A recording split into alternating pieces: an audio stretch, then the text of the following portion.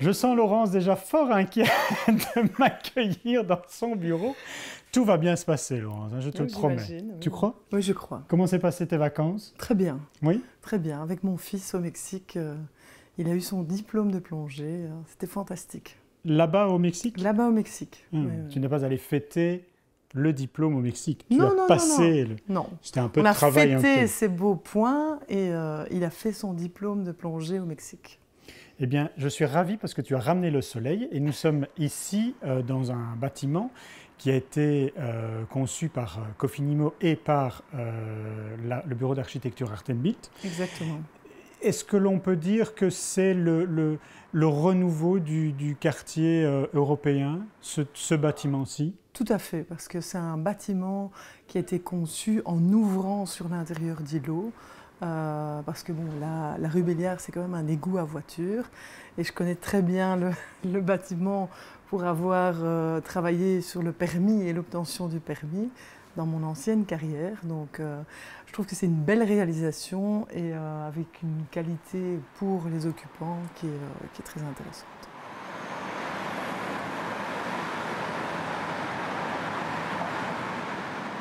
Avant ici, il y a eu Cofinimo. Et avant ça?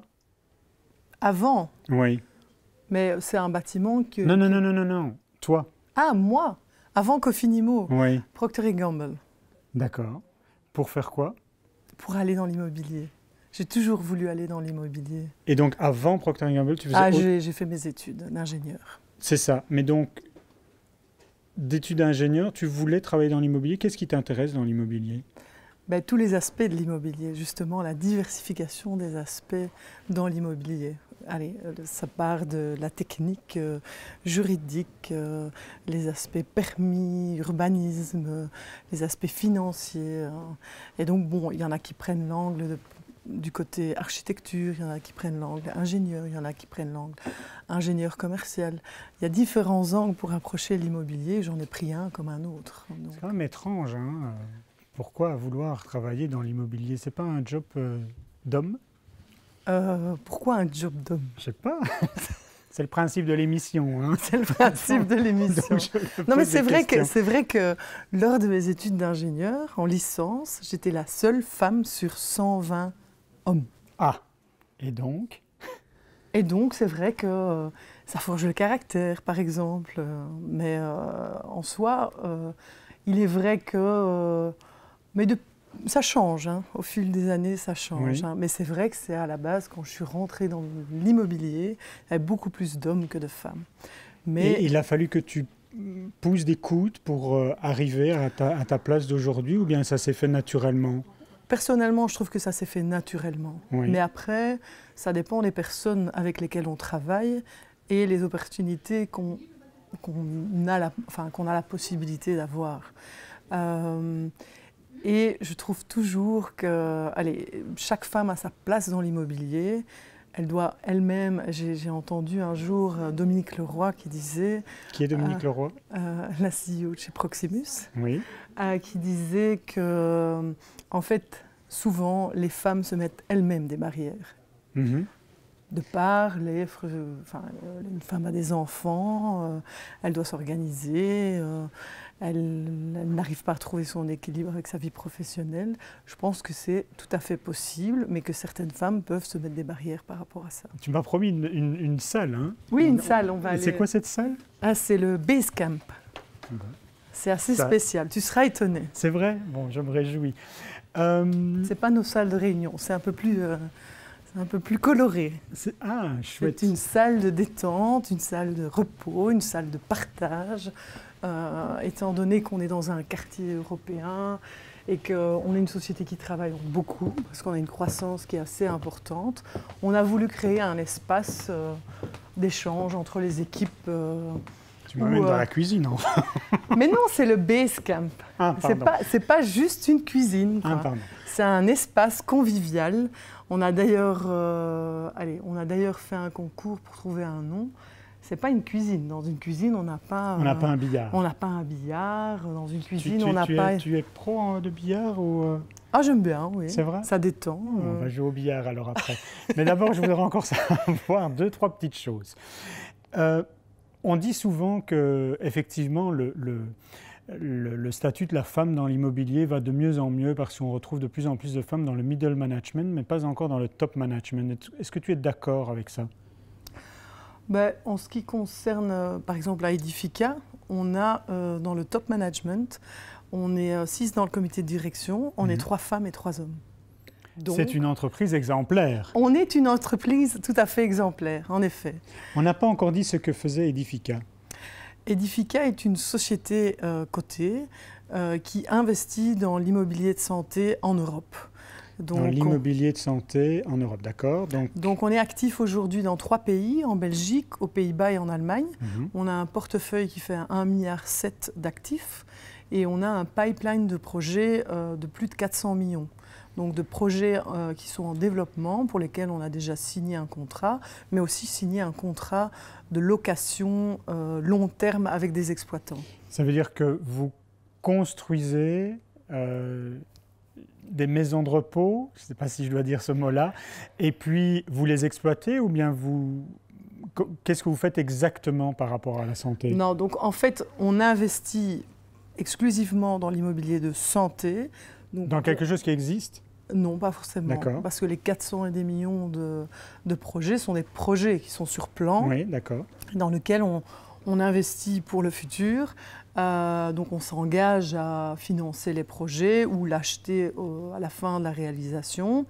Et nous n'exploitons pas. Donc notre statut de CIR, donc Société Immobilier Réglementée, nous permet pas d'exploiter. Donc on est vraiment des propriétaires d'immeubles et on travaille avec des exploitants dont c'est le métier qu'on connaît, on en découvre des nouveaux dans chaque pays, qui signent avec nous des contrats long terme de location. Ja, ik heb dat getoetst omdat we hebben echt een ruling moeten bekomen van de rulingscommissie. En ja, daar is er geen personeel aan gekoppeld, dat zijn gewoon puur assets. Dus we zien niet goed in welke mate we zo dezelfde structuratie kunnen gebruiken als het résidentiel. J'ai soit la table de billard qui m'intéresse, soit le kicker. Le kicker. Soit alors la terrasse qui est devant nous et qui nous donne une vue extraordinaire sur Bruxelles et sur le quartier européen. Avant d'aller dehors pour admirer ce beau paysage, quelles sont les aptitudes et ce qu'il faut avoir pour faire le job que tu as? Les aptitudes, l'ouverture d'esprit, les langues, très important. Oui. Donc, tu parles allemand, néerlandais, français? Si j'ai quelque chose d'un peu atypique dans ce milieu belge de l'immobilier, c'est que je suis française, mais je parle très bien néerlandais, je parle aussi l'anglais et je me débrouille, enfin non, je comprends l'allemand et je parle un peu allemand. Donc les langues sont quelque chose de très important dans l'immobilier, surtout en Belgique et je pense partout en Europe. Donc après, je crois une ouverture d'esprit, à vouloir, quand j'engage quelqu'un qui me dit « Ah oui, mais moi c'est les chiffres et les contrats, je ne connais pas », il faut avoir cette ouverture d'esprit. Aimer apprendre, parce que par exemple, tout ce qui est structuration juridique, financière, c'est très important. Alors ce n'est pas parce que j'ai fait ingénieur en construction qu'aujourd'hui, ce n'est pas avec ça que je suis occupée. Donc voilà, une ouverture d'esprit à apprendre tous les jours. Tu disais que tu aurais pu faire beaucoup d'orientations différentes par rapport au job que tu as fait dans la volonté d'arriver dans l'immobilier. Est-ce que le fait d'avoir choisi ce que tu as fait, est-ce que tu considères que c'est moins créatif que d'être architecte ou bien dans ton quotidien, tu es créative également pour arriver à tes objectifs?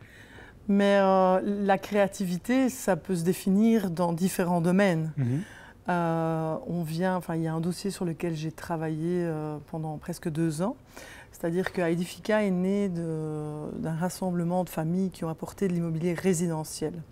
Donc on avait encore en portefeuille, jusqu'à aujourd'hui encore, plus de 200 millions d'immobilier résidentiel, donc des appartements avec une équipe spécifique qui gérait ces appartements donc environ 20 personnes.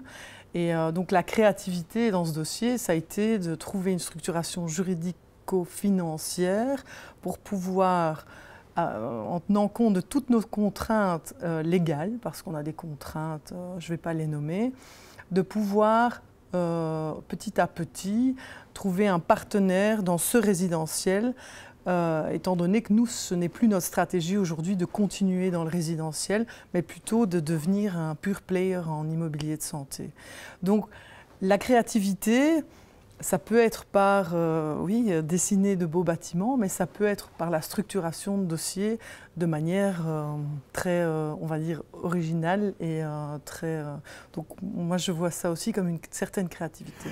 Bon, Laurent, c'est ici que notre première rencontre, parce que je ne te connaissais pas quand même, je suis ravi de te rencontrer. Tu as été content de me rencontrer? Oui, tout à fait. Tu me réinviteras pour d'autres projets? Oui, tout à fait. Tu veux bien? Je veux bien, peut-être pour une visite de maison de repos. Tu m'invites quand tu veux et je viendrai avec grand plaisir. Eh bien, je te propose qu'on prenne un peu le soleil ici et je t'embrasse pour te dire merci. Merci à toi. Merci beaucoup. Au revoir.